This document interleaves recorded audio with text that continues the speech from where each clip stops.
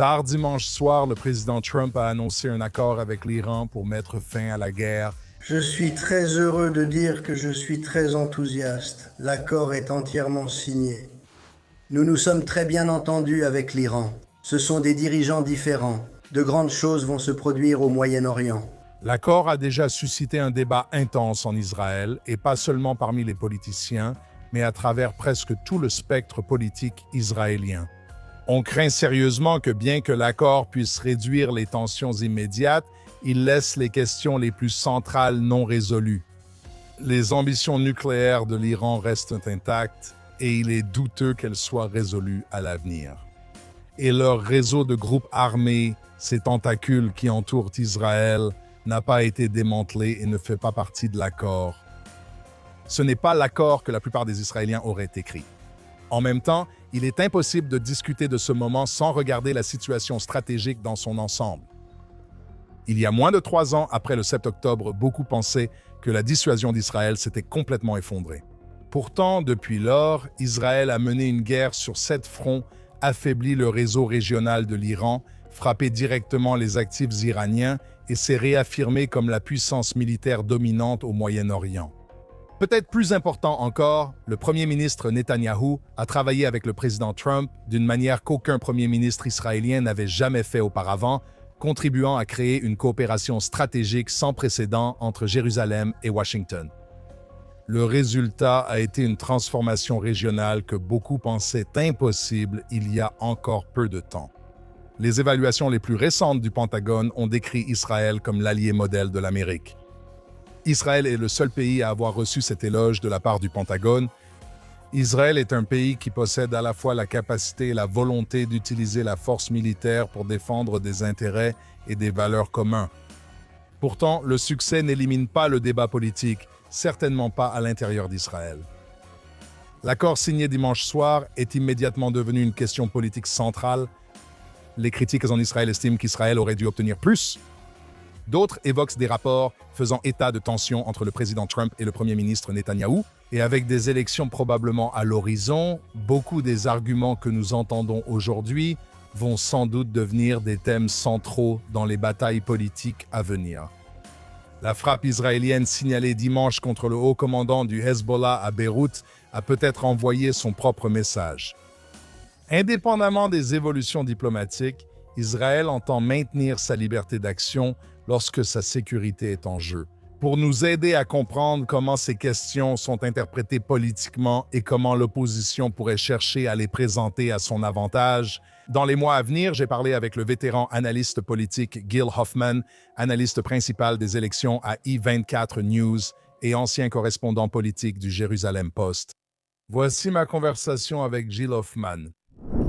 Gil, merci de nous rejoindre. Avec plaisir, Doron. Eh bien, il semble qu'il y ait un accord sur la table et que l'encre n'est pas encore séchée. Mais que savons-nous réellement de l'accord qui est en train de se conclure? Nous savons que l'Iran va recevoir beaucoup d'argent sans avoir à faire grand-chose. Nous savons qu'il prévoit un cessez-le-feu, que nous avons eu des mois de cessez-le-feu pendant lesquels l'autre camp n'a pas respecté le cessez-le-feu. Et pourtant, il y a de quoi espérer. Il y a un potentiel que la guerre qui a commencé le 7 octobre soit enfin en voie de se terminer et que, peut-être, les citoyens d'Israël auront enfin la sécurité dont ils ont besoin.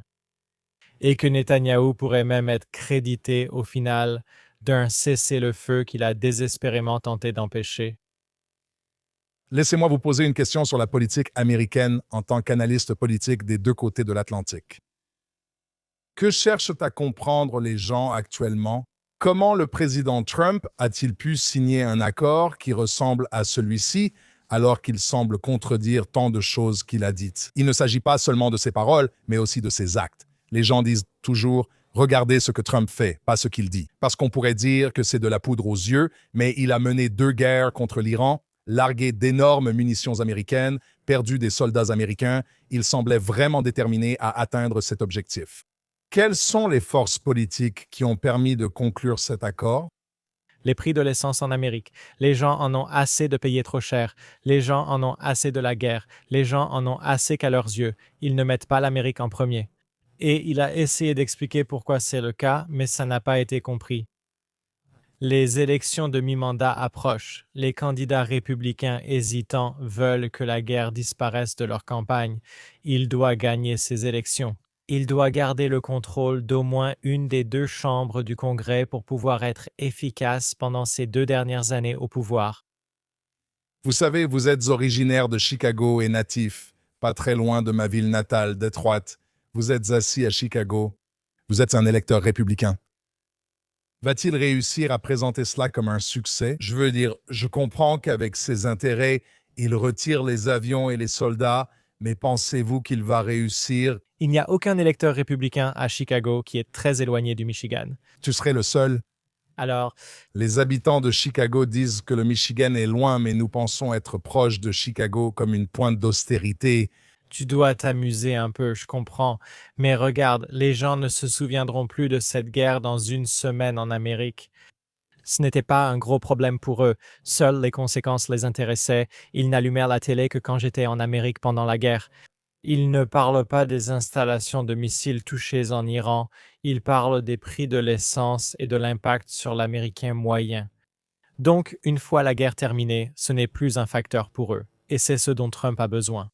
Il va maintenant avoir le 250e anniversaire de la naissance des États-Unis à célébrer, obtenir quelques gros titres positifs grâce à cela, peut-être distraire à nouveau les gens, leur permettre de s'amuser un peu.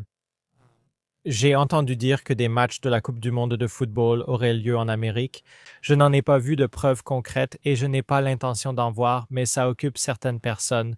Le président vient juste de fêter son anniversaire. Il organise une cérémonie de signature vendredi et veut faire croire qu'il a instauré la paix. Laisse-le faire.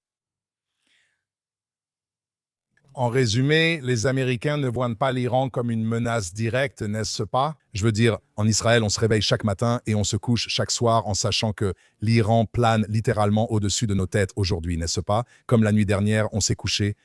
Nous courions tous, incertains du moment où il faudrait se mettre à l'abri, et cela peut encore arriver ce matin. Cela pourrait arriver demain. Le président Trump a dit, juste avant qu'on s'assoie, que sans accord nucléaire et sans abandon du programme nucléaire, il y aura des conséquences. Les choses changent constamment. C'était là. Y a-t-il eu une occasion manquée ici, selon vous, où nous aurions pu convaincre le peuple américain qu'il y a une menace ici? Pour la moitié des Américains, Donald Trump est la menace. Et nous n'allons pas les convaincre. Et puis l'autre moitié, écoutez, même moi, je suis allé faire le plein d'essence et c'était 4,69 et j'ai pensé que je m'étais fait avoir par Donald Trump. Et donc, mais nous devons examiner de notre point de vue en Israël les enjeux sérieux. Et la guerre du 25 juin a considérablement repoussé la menace nucléaire. Cette guerre-ci n'a pas vraiment traité ce problème.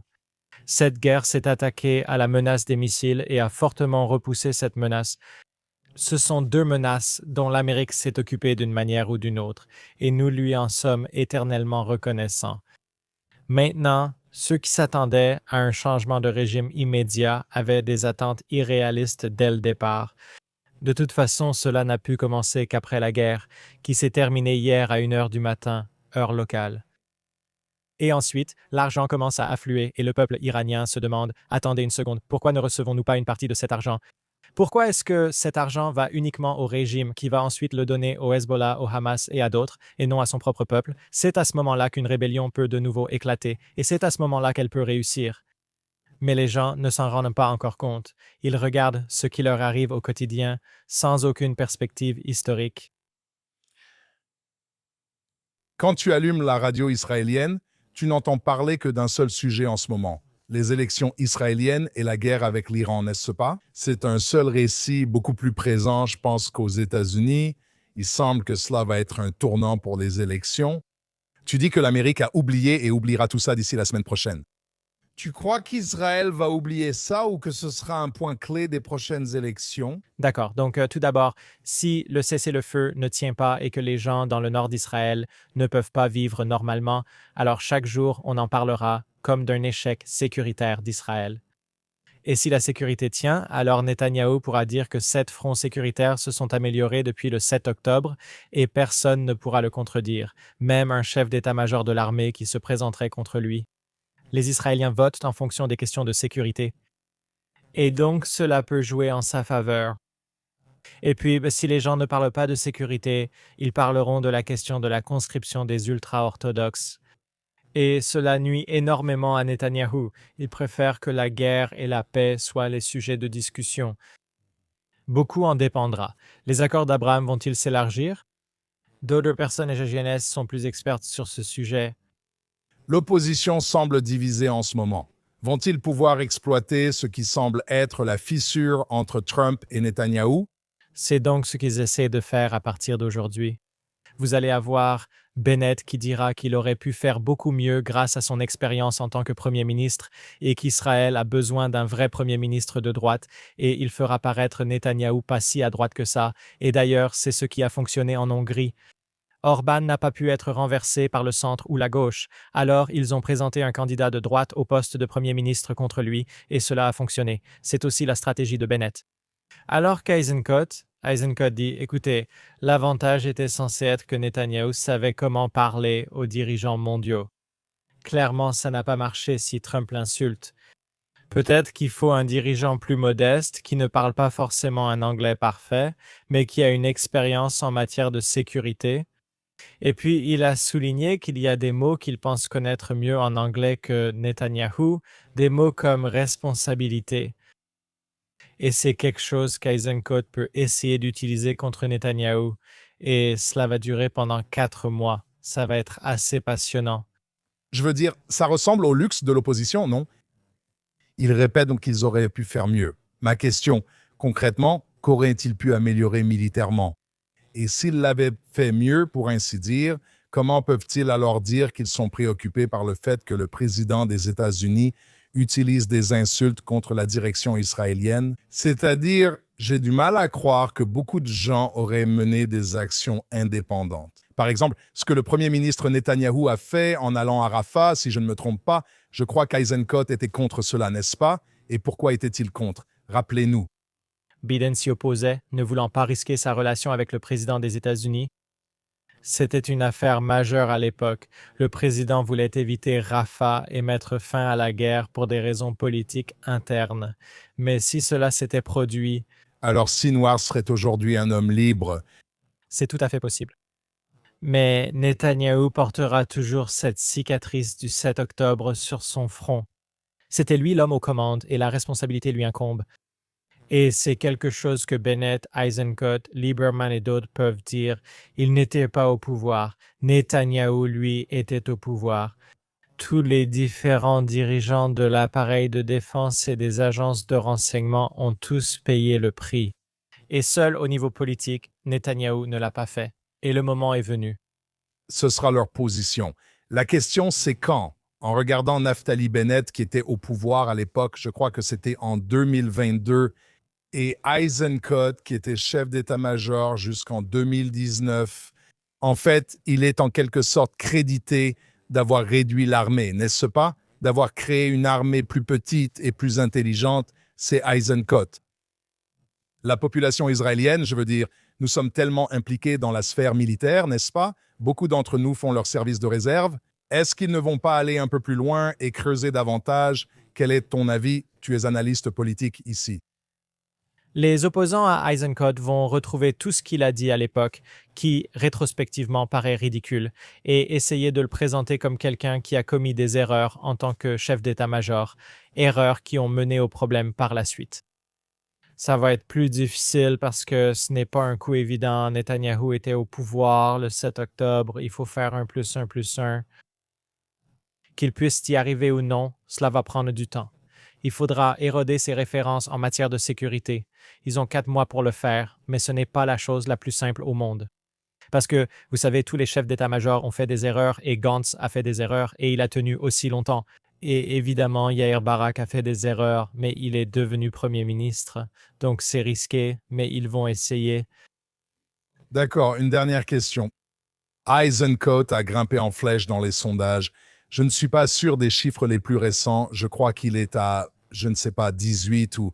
20 sur la chaîne 12. Et en plus, si tu regardes les sondages de I24, il a 5 sièges de plus que Bennett. D'accord.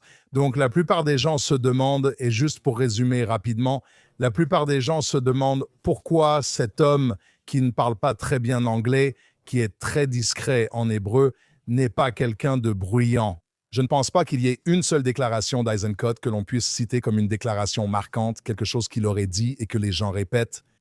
Comment expliquer cela? Donc, Doron, si tu demandes aux Israéliens qui a été leur meilleur premier ministre dans l'histoire, avec le recul, c'est toujours Menahem Begin qui l'emporte. Et la raison n'est pas parce qu'il était de droite ou parce qu'il s'est opposé à l'Amérique.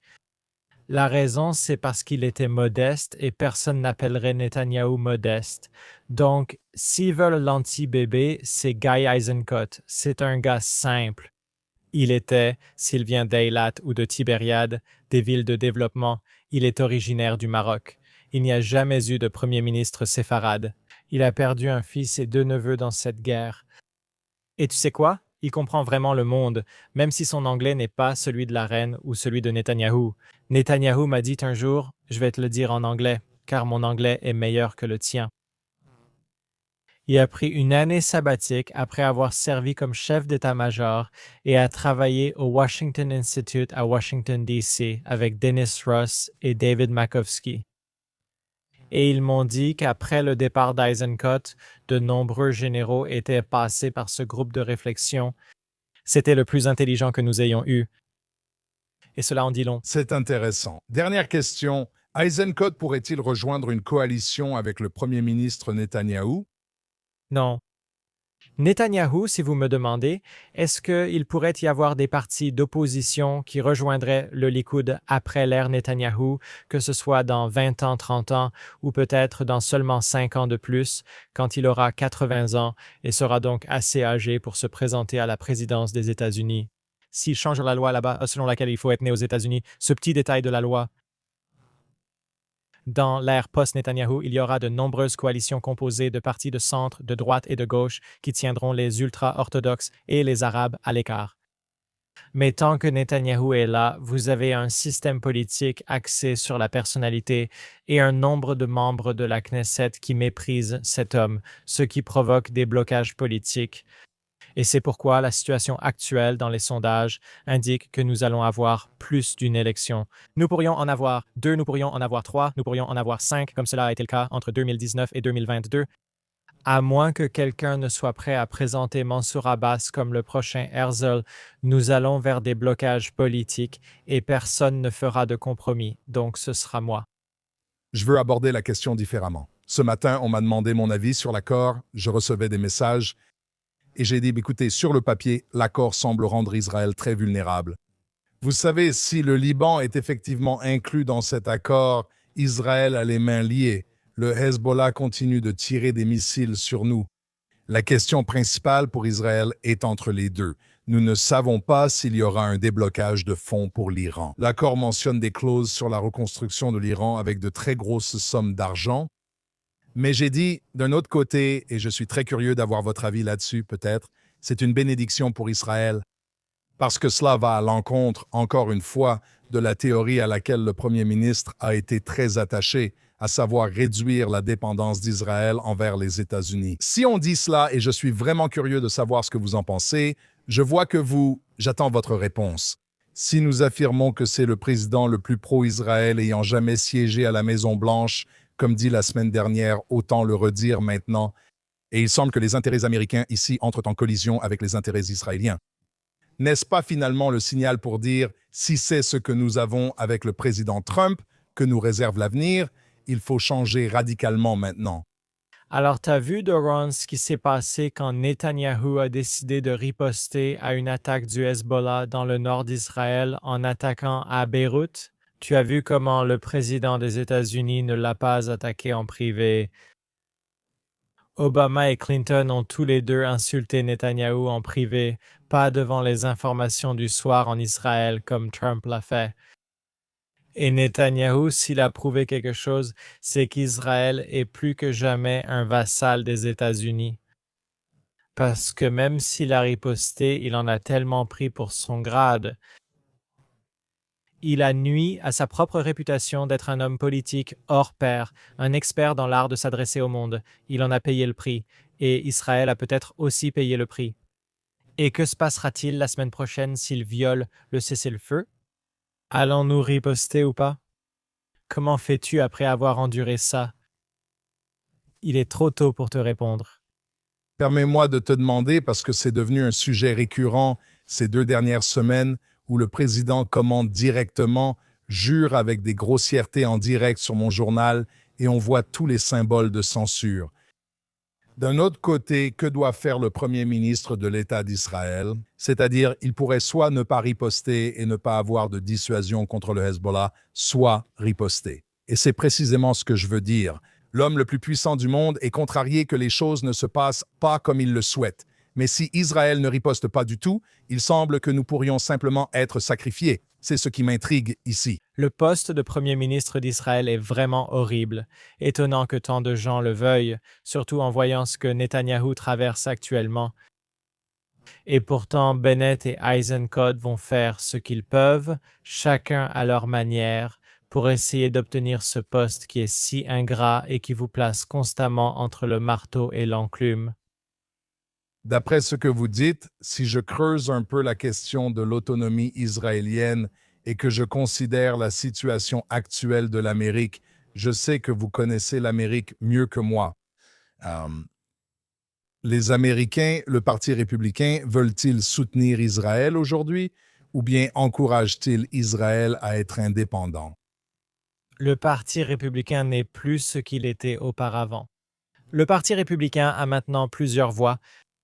Quand vous avez Tucker Carlson qui représente une extrême d'un côté, cela fait de Marco Rubio, qui incarne la voie républicaine traditionnelle, le fait de passer pour un extrême de l'autre côté, alors J.D. Vance doit se positionner quelque part entre les deux et dire qu'il est légitime pour l'Amérique de prendre des décisions qui sont dans l'intérêt de l'Amérique et non dans l'intérêt d'Israël.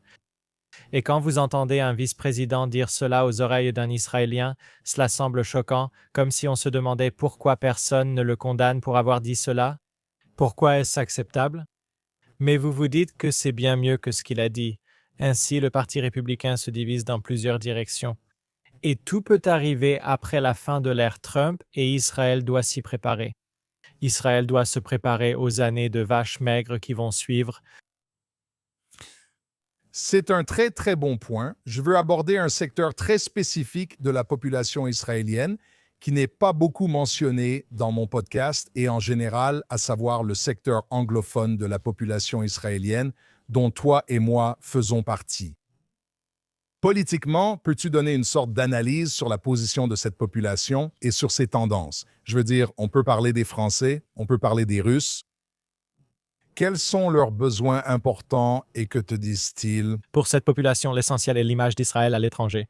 La population anglophone comprend mieux que quiconque, même le gouvernement israélien, combien notre image à l'étranger est mauvaise et qu'il est essentiel d'y remédier rapidement. Si un cessez-le-feu militaire est appliqué, la bataille médiatique restera la seule et nous y sommes engagés. Nous serons vus soit comme des parias internationaux à la manière de l'Afrique du Sud de l'apartheid, soit comme sauvant le monde d'une arme nucléaire islamiste et de terroristes génocidaires. Ainsi, les anglophones peuvent se trouver sur tout le spectre politique. Il y a eu des candidats anglophones, natifs, élus dans de nombreux partis. Mais sur cette question, je crois qu'ils sont unis. Et qu'ils voient que la situation est désespérée et qu'ils doivent pousser la personne qui sera élue premier ministre à en faire la priorité absolue. Ça doit l'être. Gilles, je tiens à te remercier d'être passé, d'avoir participé au podcast et d'avoir partagé tes analyses politiques. Il sera intéressant de voir l'évolution dans les prochains mois. C'était un plaisir d'être dans ton émission. Merci, Gilles. C'était Gil Hoffman.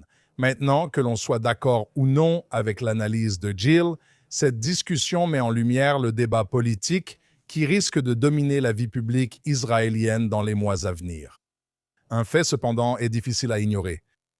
Depuis plus de 30 ans, le premier ministre Netanyahou met en garde contre la menace iranienne, bien avant que cela ne devienne à la mode, bien avant que le programme nucléaire iranien ne soit au centre de la diplomatie internationale. Le premier ministre Netanyahou soutenait qu'un Iran doté de l'arme nucléaire menacerait fondamentalement Israël, le Moyen-Orient et une grande partie du monde libre. Et contrairement à beaucoup qui se contentaient de parler de la menace, il a agi.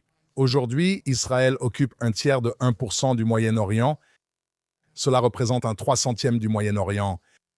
Pourtant, avec les États-Unis, il a infligé des dégâts extraordinaires à l'infrastructure militaire de l'Iran, affaibli ses principaux relais et démontré des capacités que peu de pays dans le monde possèdent.